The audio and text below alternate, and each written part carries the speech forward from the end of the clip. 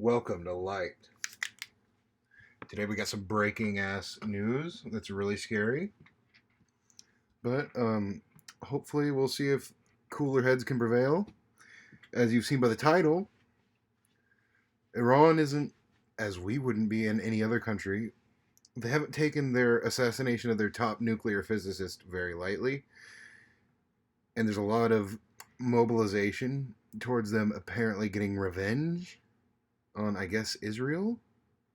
So we're in a very, very touchy situation right now, but let's hope we can get through it. I've got a clip for us to watch here. It's from CNN. I'm not in love with CNN, but you don't have to be to watch what they've got reported and stuff. All right, let's get right on over to that. I do want to say, if you like this video, please consider subscribing, leaving a comment, like the video, dislike it if you don't like it. Whatever you want, I'm all game, and I'm up for debating either on my channel or in the comments, so have at it. Let's get right into this. Iran is promising swift retaliation after a key scientist in its nuclear program was killed in an alleged assassination plot. Iran's defense ministry confirming he died Friday when his car was attacked outside Tehran. Top Iranian officials are pointing the finger at Israel. The U.S. says it is closely monitoring the developments. And the aircraft carrier, the Nimitz, is being sent to the Persian Gulf, though the Pentagon says it's unrelated to escalating tensions with Iran. CNN's What? How's it unrelated? Senior national security correspondent Alex Marquardt joining me now. Hi there, Alex. Have we heard anything from Israel about this assassination? Hi there, Amra. No, we haven't, and I don't expect we will. This is not the kind of thing that they generally comment on. They have not denied responsibility. They have not claimed responsibility. Essentially, this is a win-win for them because everyone thinks that they were behind this attack, this assassination of Mohsen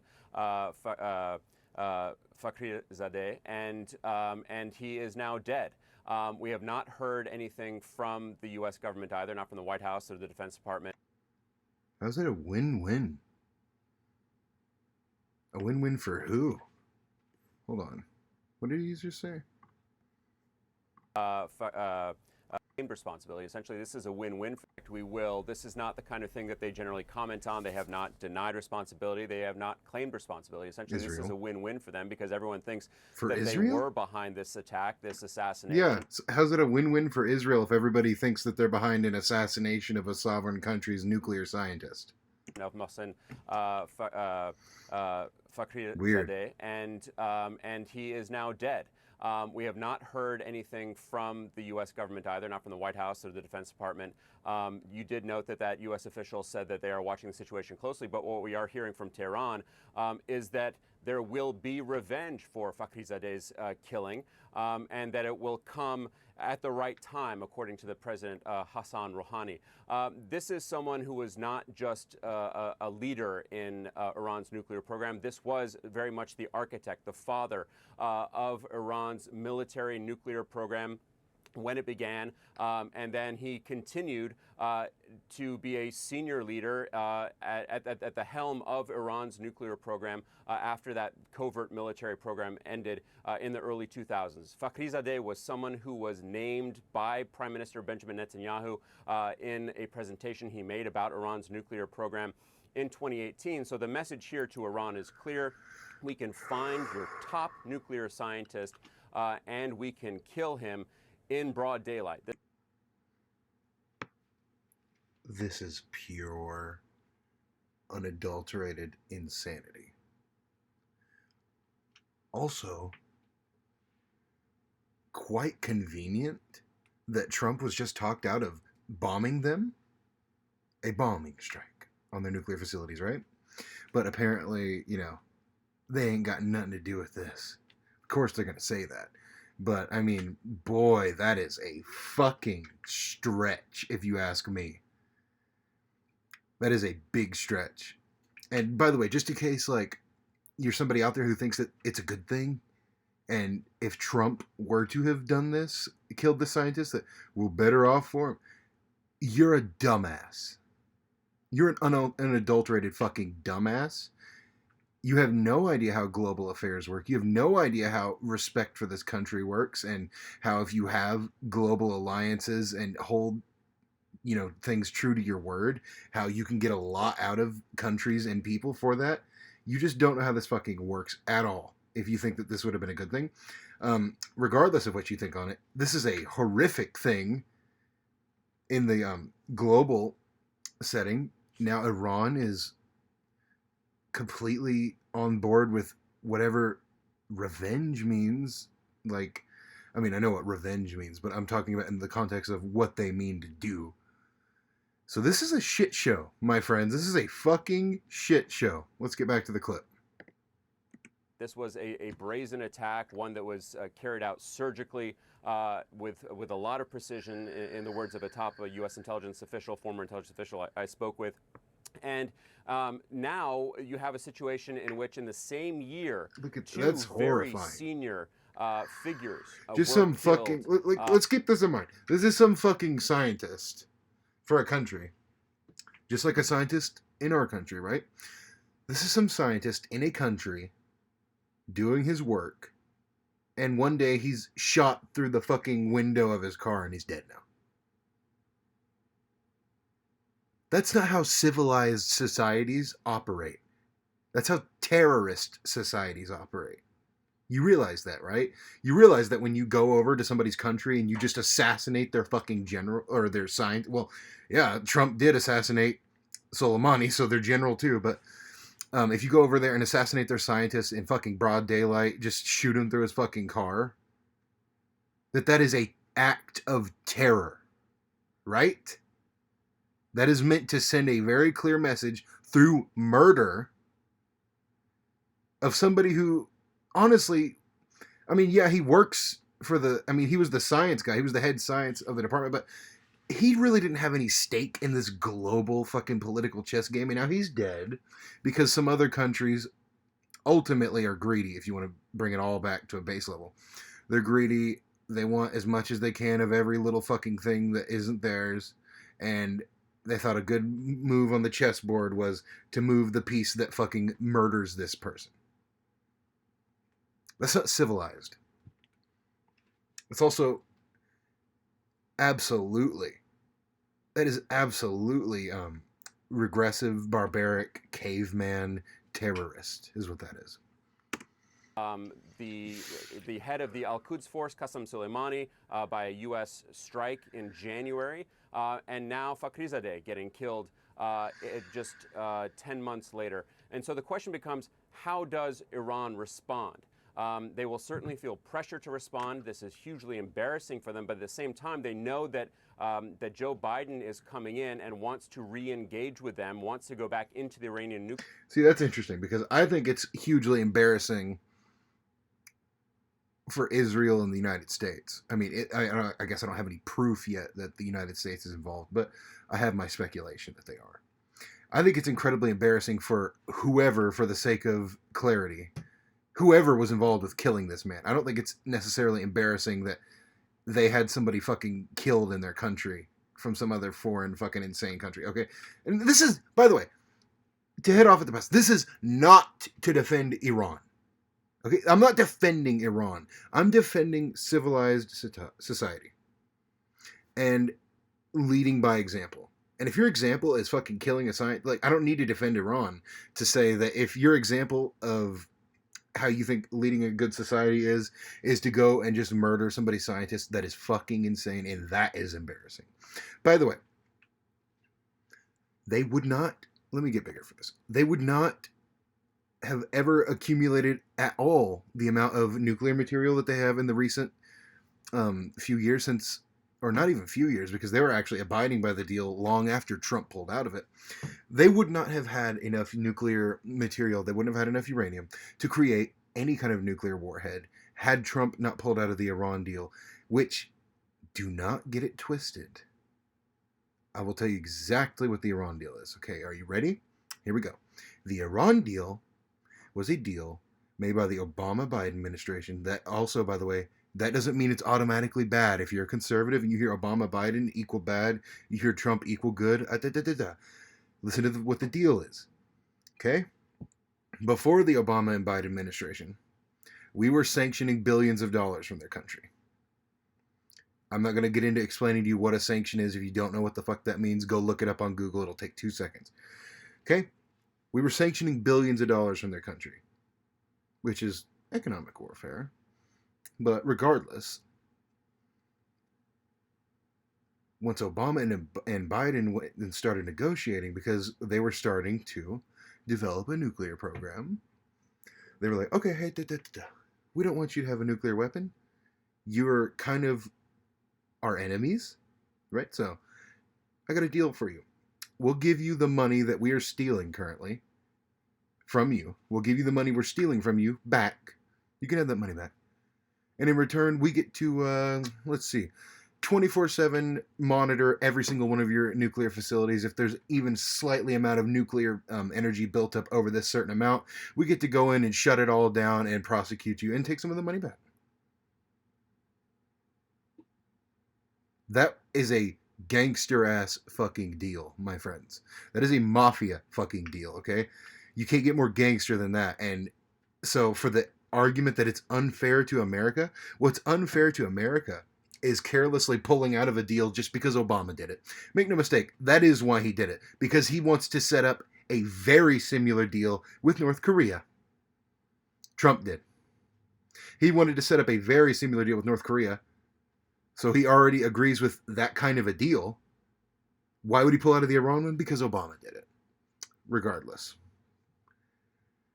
That deal being ended by Trump is what caused this crisis in general in the first place. Do not get it twisted. Nuclear deal and wants to alleviate the sanctions. So it's a very tough position for Iran and certainly very complicating for incoming President Joe Biden. Yeah, very difficult situation indeed for both sides. Appreciate you, Alex Marquardt in Washington. All right, let's talk more now about the escalating situation with Iran. Aaron David Miller spent more than 2 decades in the State Department, advised both Republican and Democratic presidents, and was a Middle East peace negotiator. He joins me now. Thanks for joining us. And let's answer that question. You know, what does Iran do now? I mean, Iran is blaming Israel, as we said, for this. The U.S. is taking this wait-and-see approach at the moment. And former CIA Director John Brennan tweeted and called this move reckless and warned that it could provoke lethal retaliation. He also called on Iran to resist the urge for retaliation. Will Iran do that? I mean, Amr, this is an asymmetrical response. The Iranians have any number of options. We've reduced our troop deployments in Afghanistan. That's certainly a possible arena. So is Iraq, where the Iranians have demonstrated a capacity acting through pro-Iranian Shia militias to respond. I mean, you might even get, and this would be a very difficult scenario, a pro-Iranian militia responding on its own. I think the red line here, frankly, is the deaths of Americans. If, in fact, the Iranians choose to respond before January 20th, I think they seriously risk the prospects that a Trump administration, as its final act, in an effort to bind the Obama administration and to support the president's maximum pressure campaign against Iran, you could conceivably see, I'm not predicting it, I think the odds are low, depending on how the Iranians respond, but you could see an American unilateral strike against an Iranian nuclear facility if the Iranian response involves the deaths of Americans. That's exactly what Trump wants. Is this significant at all, especially the fact that it's happening during a time of transition? War with Iran. And, President-elect Biden is set to take office Mr. Anti-War, by the way. from now. Mr. I'm trying to bring the troops back home for Christmas, okay? Biden wants to get in all these wars. He supports all these wars. I'm trying to bring your troops home for Christmas. Biden wants to bring them everywhere else. I want to bring them home. Is trying his damnedest to start a war with Iran. Just goes to show you that he doesn't have a single political principle in his body. He doesn't have it anywhere. Not one bone in his body is political. He doesn't give a flying fuck about anything. He will say what he needs to say right then and there in the moment. usually lies. He will lie right there and then in the moment, just to get out of the room and then go off and do what he actually does behind the scenes, which is what you should be paying attention to. If all you've paid attention to with either of these candidates, whether it be, or I guess presidents now, if all you ever paid attention to is like Joe Biden's speeches and Trump's speeches, if whichever one you support, that's possibly the dumbest thing as far as picking a candidate. Like, their speeches are important. They, you can see what they say and like what they're gonna allegedly propose to do, but really what you should be doing is following their actions. And if you followed the Trump administration's actions on this, I mean, they've done no anti-war moves. He ramped up drone strikes 432% in his first year, by the way. He's not anti-war. He's a liar. I shouldn't have to say this. Yeah, I think timing here is extremely important. I mean, It is. He wants to fuck up everything he can for the Biden administration. In January, obviously. Qasem Soleimani was killed by the United States. In July, there was a mysterious explosion at the Natanz nuclear enrichment facility in Iran. And in August, the second in command of Al Qaeda was killed through Israeli proxies apparently at the request of the United States. So there's a pattern of activity here. But I think for the Netanyahu government, for the prime minister, there is this sense that the Trump administration provides a sort of zone of immunity. And I think the Israelis have taken advantage of that fact to strike now. Whether or not this constrains or restrains the Biden administration with respect to its own efforts to engage the Iranians, I think will depend very much on what happens in the next several months. But what's happened here is going to make that a hell of a lot harder. Yeah, I mean, the fact that, you have any diplomatic efforts that Joe Biden would undertake with Iran being undermined before he even takes office, I mean, that really does complicate any attempt for Joe Biden to re-engage Iran and possibly negotiate or renegotiate a nuclear deal. I mean, it certainly does. I mean, it's a heavy lift to begin with. Simply re-engaging in the Iranian nuclear deal is probably not an option. If the Republicans maintain control of the Senate in January, that'll provide an additional constraint. And there's no doubt in my mind that this so-called non-meeting that Prime Minister Netanyahu had with Mohammed bin Salman of Saudi Arabia a week or so ago was an effort in part to create a common front on the part of the Israelis and the Saudis and send an explicit message to the new administration. Understand what our interests are here, and we're not interested in your returning to anything like a normalized relationship, or at least a diplomatic process with Iran. Aaron David Miller, appreciate your insight. Thank you very much. That is a terrifying, very terrifying possibility. In fact, that there won't be a way to get back into another deal. I mean, the one thing you just cannot claim about the Trump administration, possibly one of the major things, is that he is anti-war. You can't claim that. The motherfucker had to be talked out by war hawks. The war hawks of the war hawks to not bomb Iran like a week ago. Then their top nuclear physicist is assassinated. Even if it was by Israel, the Israeli government can't do fucking jack shit without their support of Big Brother USA. Okay, they really can't. So, I mean, even if there's not a direct connection to be found here in the coming weeks, I mean, that is undeniable. That no matter what, even if there weren't, like, what I'm saying is, like, if there weren't, like, negotiations behind the scenes with the U.S. and Israel to do this, they know which side the U.S. is going to fall on, no matter what they do. And that's sad. Because we're supposed to stand for what's right, and what's true, and what is patriotic, and what the fuck ever. And this is standing basically for a form of geopolitical nepotism, which is just inherently flawed. I mean, the whole, like, obviously the whole concept of nepotism is very flawed. This is geopolitical version.